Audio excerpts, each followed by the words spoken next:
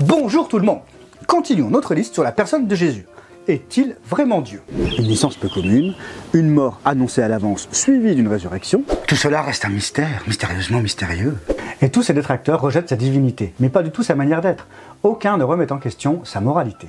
Nous avons pu noter 5 qualificatifs à vérifier avant de prendre position. Il en reste encore 2 pour pouvoir avoir toutes les cartes en main et apprécier la nature de Jésus. A-t-il fait des choses qu'aucun être humain ne peut faire? Oui, bon, c'est vrai que ça fait plus de 2000 ans, donc il n'y a plus aucun témoin oculaire des miracles qu'il a pu faire en ce temps-là. Ouais, ou alors faudrait remonter le temps. Nom de Zeus!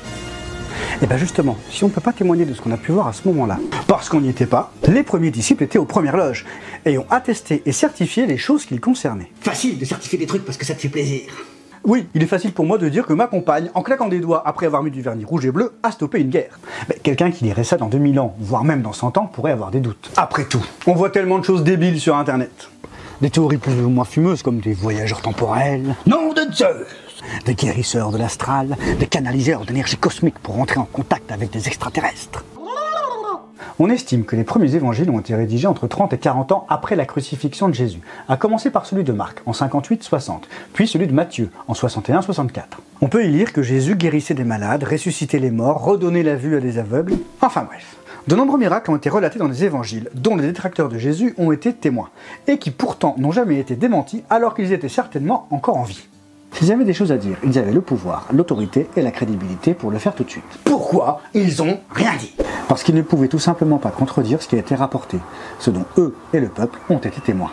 Si les juifs contemporains n'ont pas pu attaquer les livres à l'époque, nous pouvons encore moins le faire aujourd'hui. Dans Jean 7, on peut lire au verset 31, « Beaucoup parmi la foule crurent en lui, et il disait, « Le Messie, quand il viendra, fera-t-il plus de signes miraculeux que n'en a fait celui-ci » Que ce soit au peuple ou auprès de ses adversaires, Jésus répondait « Les œuvres que je fais au nom de mon Père rendent témoignage de moi. » Il fait des œuvres au nom de son Père, et ces œuvres attestent que ce qu'il dit est vrai.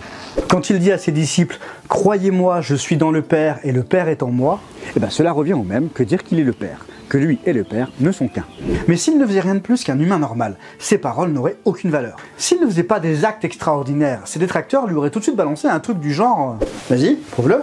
Qu'est-ce que tu as fait de spécial? De quel miracle parles-tu? Mais ils ne lui ont jamais dit ça. Parce qu'ils voyaient ce que Jésus faisait. Ils ne pouvaient pas refuser d'attester les miracles accomplis. Ils n'acceptaient pas qu'il se proclame Fils de Dieu, mais constataient bien qu'il faisait des miracles. Et vous, aimeriez-vous être témoin d'un miracle?